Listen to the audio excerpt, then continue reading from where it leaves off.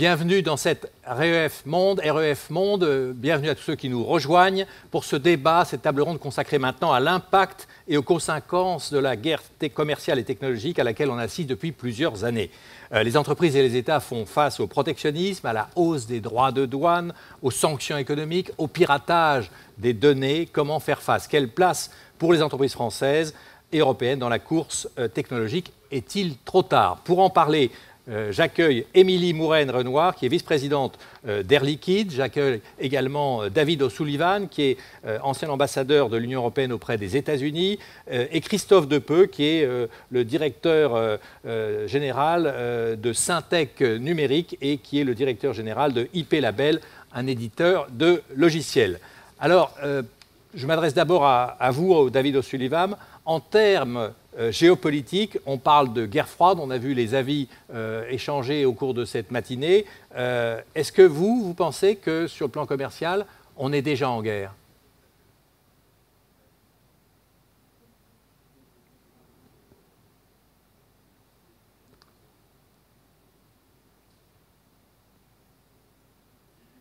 David O'Sullivan, je ne vous entends pas. Est-ce que vous avez bien mis en route votre micro? Mon erreur, excusez-moi. Ah, voilà. Donc ma question était, est-ce qu'on est déjà en guerre technologique, guerre commerciale, en particulier avec la Chine, bien sûr, mais pas seulement? Personnellement, je n'ai jamais aimé qu'on caractérise la concurrence commerciale comme une guerre. C'est une façon de parler. Je comprends pourquoi parfois on emploie cette analogie, mais en effet, on est dans une course concurrentielle pour laquelle l'Europe a certains atouts, même des choses très positives, mais aussi quelques défauts. Nous ne sommes pas suffisamment forts dans l'innovation, nous ne sommes pas suffisamment forts dans la capacité de faire accroître nos jeunes entreprises, notamment dans le secteur tech, sans qu'ils aient recours à du capital américain, par exemple. Donc, il manque un marché européen des capitaux.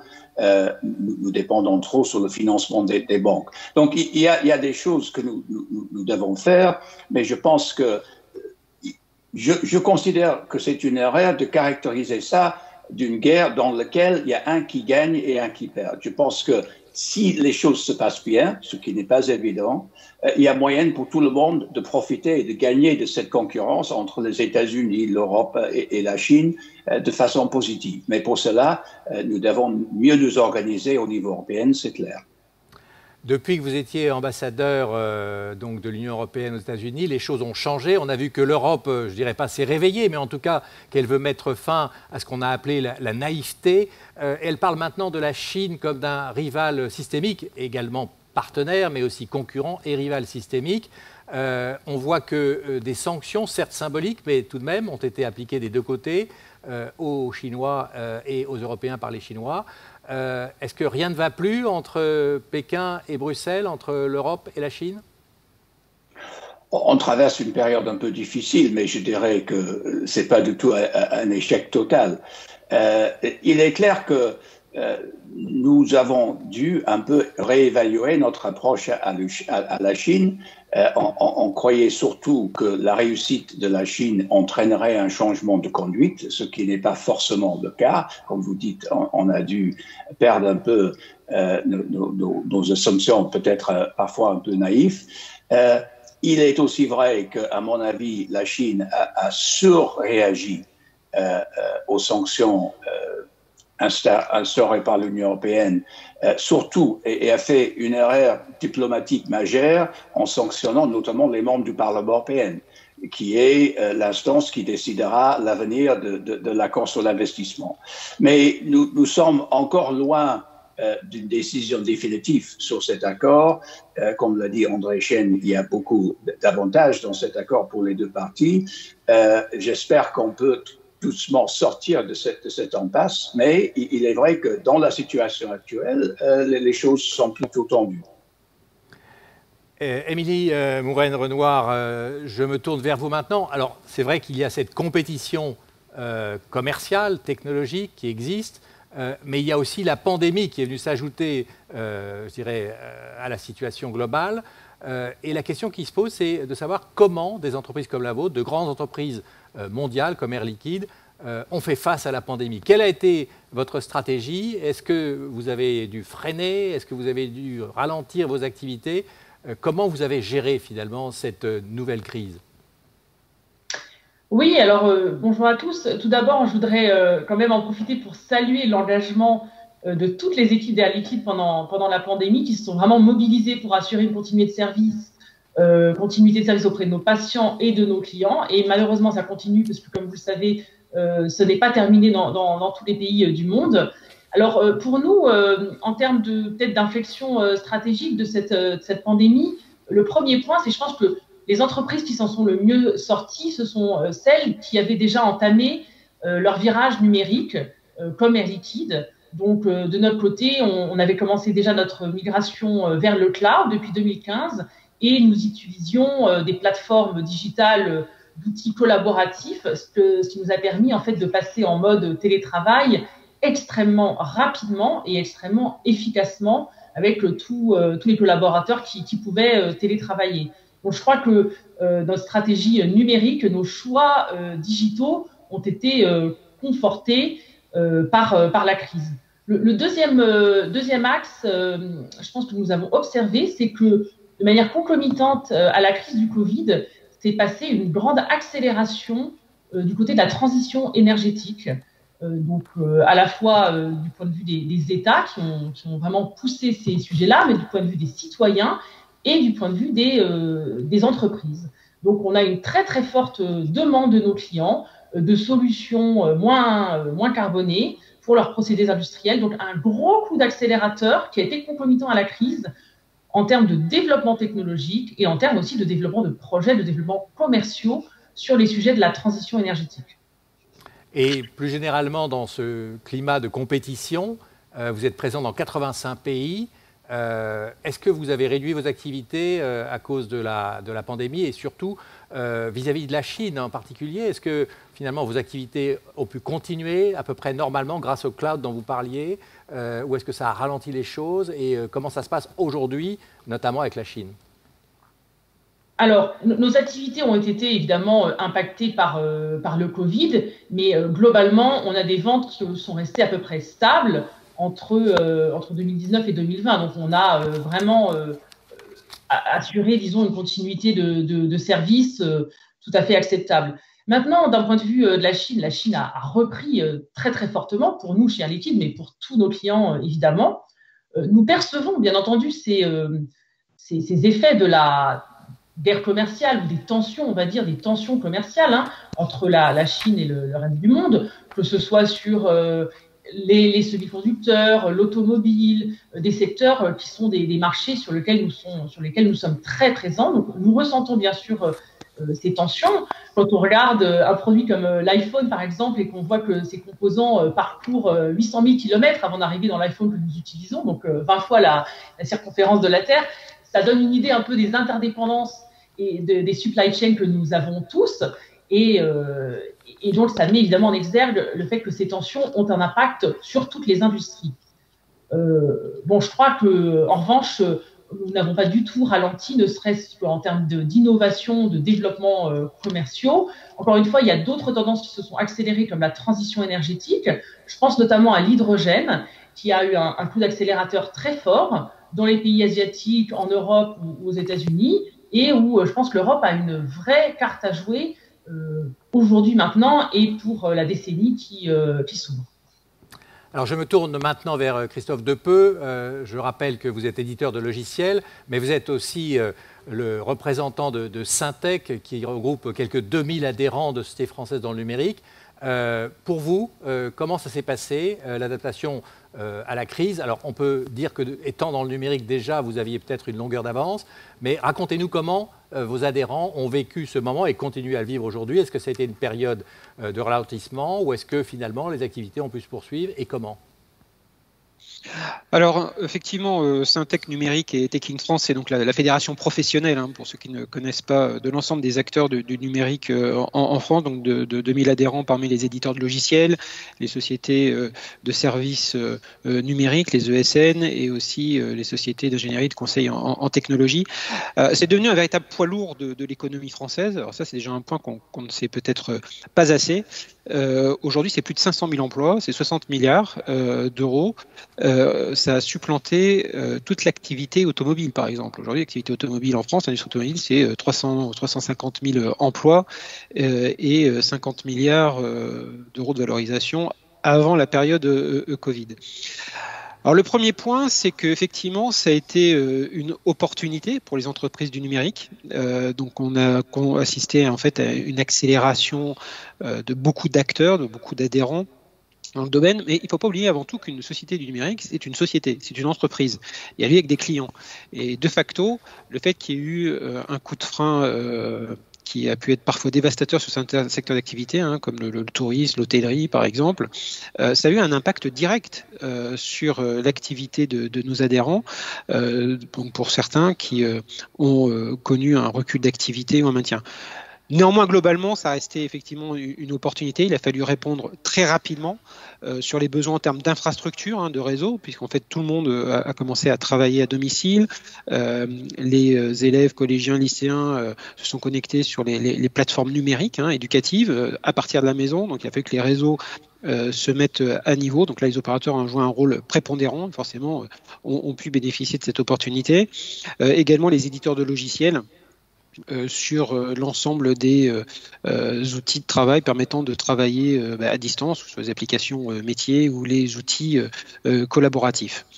Donc, grosso modo, il y a eu un net ralentissement de la croissance à laquelle on pouvait assister dans la période pré-Covid, et ensuite un ralentissement, mais néanmoins une bonne consolidation d'activité. Donc, et on voit que ça va repartir très très fort par contre.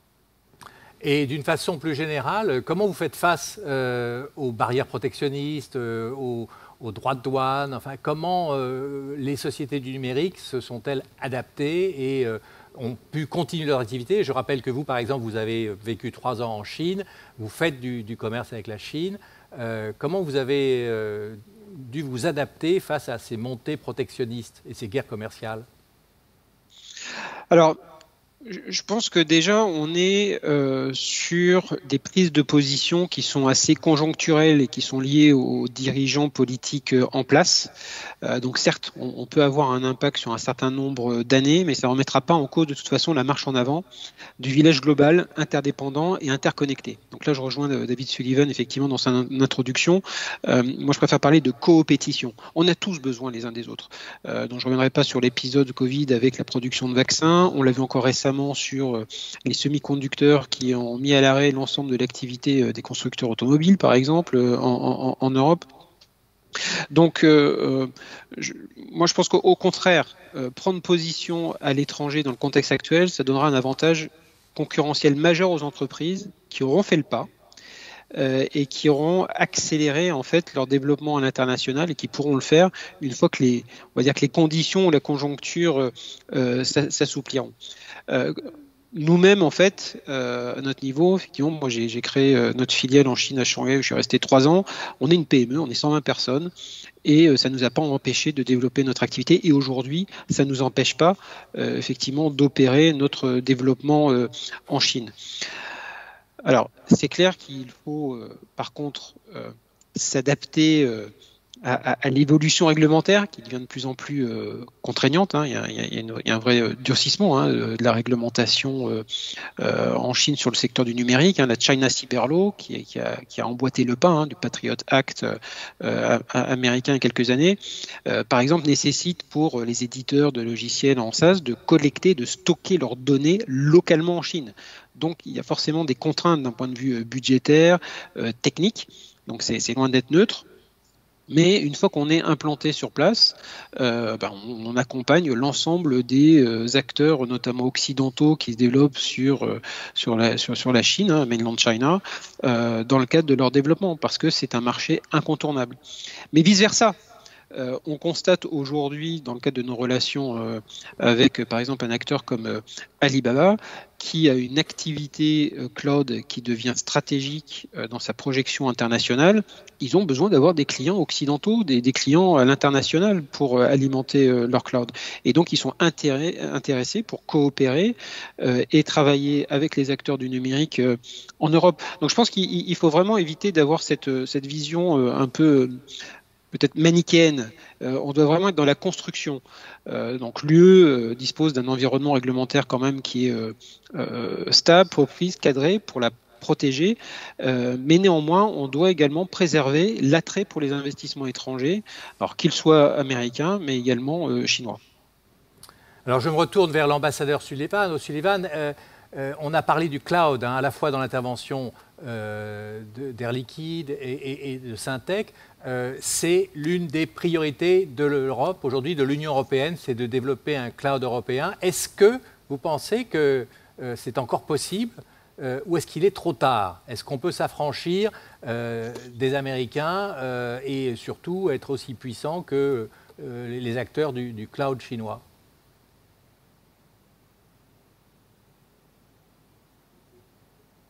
Mettez votre micro, s'il vous plaît, monsieur l'ambassadeur.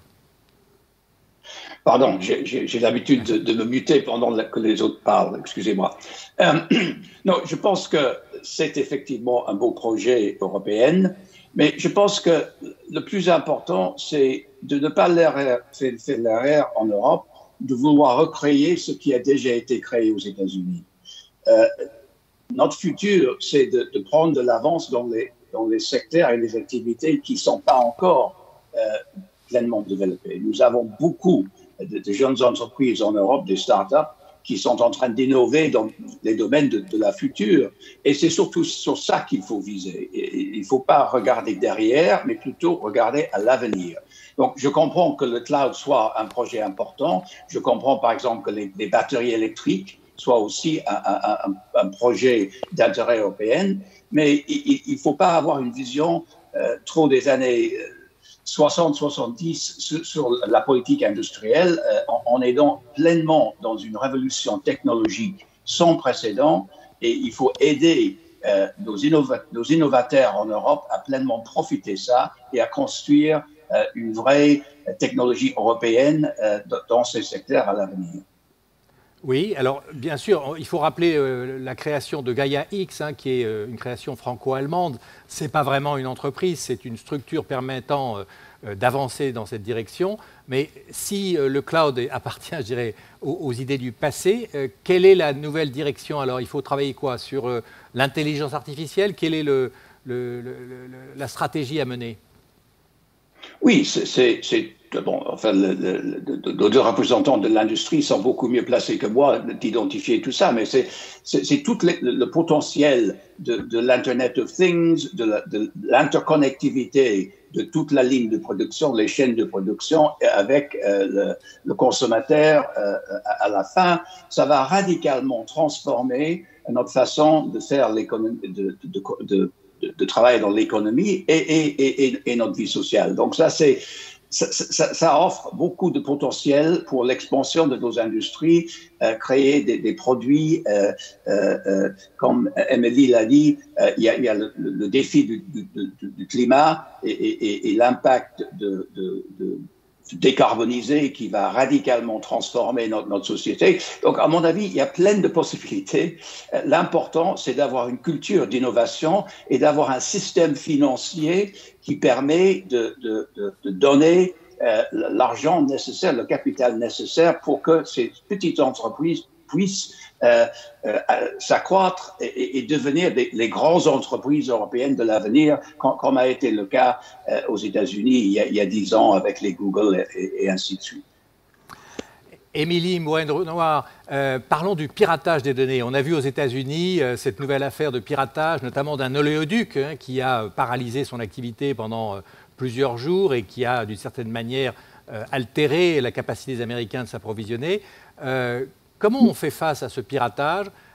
Qu'est-ce que vous dites à ceux qui, par exemple, négocient avec les pirates pour repartir dans leurs activités le plus rapidement possible, moyennant le paiement d'une rançon. Comment vous faites face, vous, à Air Liquide? Quelle est votre stratégie? Et est-ce qu'il faut négocier avec les pirates ou refuser toute rançon? Alors, c'est une bonne question. Alors, tout d'abord, permettez-moi juste de rebondir un instant sur ce que disait David O'Sullivan. Je suis complètement d'accord avec ça. Je crois qu'en Europe, de temps en temps, on a trop tendance à se plaindre ou à regarder uniquement les États-Unis et la Chine, le fait que les GAFA ont une position dominante et leurs homologues chinois également. L'Europe a énormément de ressources, d'attrait, et au lieu d'être tout le temps en position de rattrapage, développons l'ordinateur quantique, développons l'intelligence artificielle, développons toutes les technologies autour de la transition énergétique. Et je pense que l'Europe vraiment a une carte à jouer extraordinaire face aussi à la Chine et aux États-Unis. Alors, pour adresser votre question, la menace cyber n'est pas nouvelle, bien entendu. Elle s'est cependant accentuée pendant la crise du Covid, notamment, avec une recrudescence des attaques dites ransomware, qui encryptent les données des entreprises ou des services publics et ensuite ils viennent demander une rançon pour pouvoir libérer ces données. Ces cyberattaques, en fait, elles sont, de plus en plus fréquentes et de plus en plus sophistiquées. Donc, il faut aussi que, du côté des entreprises, nous renforcions nos mécanismes de lutte et que nous aussi, nous soyons de plus en plus sophistiqués. Alors, que fait une entreprise comme Air Liquide pour faire face à ce genre d'attaque? Eh bien, nous avons 3 piliers. Le premier, c'est la prévention, c'est-à-dire des actions de sensibilisation de nos collaborateurs pour éviter les comportements à risque qui laissent pénétrer donc un intrus, et également protéger nos assets industriels, nos services, nos systèmes d'information. Le deuxième pilier, c'est la détection d'activités anormales sur nos réseaux, détection de signatures virales qui soient reconnaissables ou de signaux faibles. Et le troisième, eh bien, c'est la réaction et la préparation, parce que malgré tout ce qu'on peut faire pour prévenir ce genre d'attaque et pour les détecter, eh bien, il faut se préparer au cas où une attaque de grande ampleur attaquait notre groupe. Et je crois que c'est évidemment le rôle de toutes les grandes entreprises industrielles de le faire. Donc, ça veut dire quoi, se préparer? Ça veut dire en fait faire des exercices de simulation très concrets de ce qu'on ferait si une attaque frappait le groupe. Et en fait, il faut savoir que les premières heures sont tout à fait critiques parce que pendant les premières heures, il est possible d'isoler en fait l'attaque, de faire en sorte que le virus soit contenu et ne se propage pas dans l'ensemble de l'entreprise. Donc, les premières heures sont tout à fait critiques. Et il faut donc se préparer et on fait des exercices de simulation de manière très régulière pour se préparer à la gestion de crise si malheureusement cela devait nous toucher. Et pour répondre à la question qui fâche, quelle stratégie pourriez-vous adopter vis-à-vis d'un pirate? Paiement d'une rançon ou pas? Alors ça c'est difficile à décider de manière générique. Je crois que c'est vraiment du cas par cas. Payer une rançon, ce n'est pas forcément la bonne solution. Premièrement, ça ne donne pas forcément la garantie qu'on va récupérer ces données. Et deuxièmement, il faut analyser à qui on paye la rançon. Parce que payer une rançon à un acteur qui ferait du blanchiment d'argent, etc., peut nous rendre également coupables d'avoir financé ces activités. Donc, avant de payer la rançon, il faut faire un petit peu plus d'analyse. C'est clairement du cas par cas. Christophe Depeut, je me retourne vers vous pour cette question extrêmement sensible de la protection des données. Au niveau du Syntec, j'imagine que vous avez adopté des positions stratégiques pour vos adhérents et que vous vous êtes préparé également comme le fait Air Liquide. Alors oui, en fait, on a d'une part un certain nombre d'acteurs qui sont prêts à aider effectivement les entreprises telles que Air Liquide lorsqu'ils sont confrontés à ces problématiques de cybersécurité, à la fois en amont dans la préparation et puis également malheureusement lorsqu'on doit faire face à une attaque en temps réel.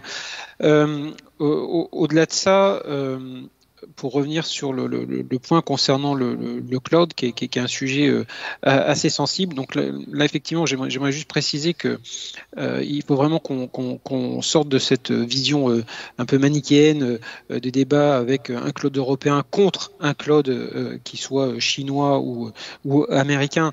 Il faut avoir une approche véritablement pragmatique aujourd'hui. Déjà, comprendre quels sont les usages et les besoins des entreprises, des administrations, et savoir quelle bonne réponse apporter à ces besoins. GaiaX est une formidable initiative. Est-ce qu'elle aboutira un jour sur une démarche européenne, internationale, qui soit reconnue en termes de standards, par exemple, ou de normes? Je ne sais pas. Et par contre, ça va répondre à un certain nombre de besoins en termes d'exigences de sécurité des données, de la localisation, de données de défense, de santé. Il y a eu de grands débats autour de ces sujets récemment. Donc ça, c'est extrêmement important.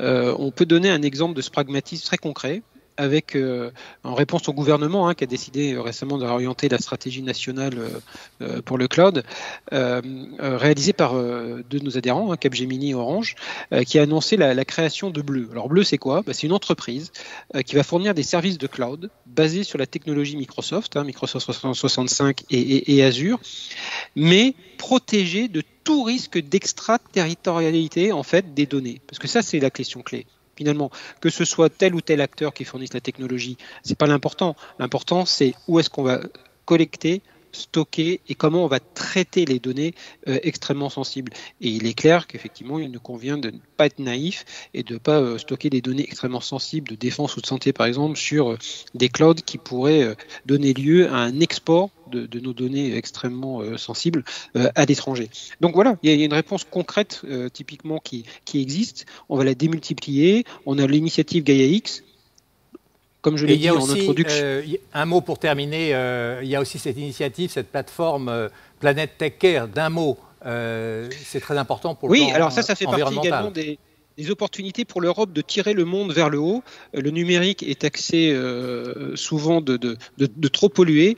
Aujourd'hui, il y a une véritable prise de conscience des acteurs du numérique de faire attention à la façon dont on va pouvoir produire et accompagner la transformation de nos sociétés et de nos entreprises tout en prenant soin de la planète. Et Planète Tech Care, c'est une plateforme concrète là aussi qui met en relation à la fois les acteurs publics, privés, tout l'écosystème numérique pour savoir comment on va pouvoir continuer à accompagner cette transformation numérique en consommant le moins de ressources possible. Et là, je pense qu'on a une action de leader par rapport aux Chinois ou aux Américains. Merci. Je voudrais donner le mot de la fin à l'ambassadeur O'Sullivan. On va vers un retour du multilatéralisme, d'un mot?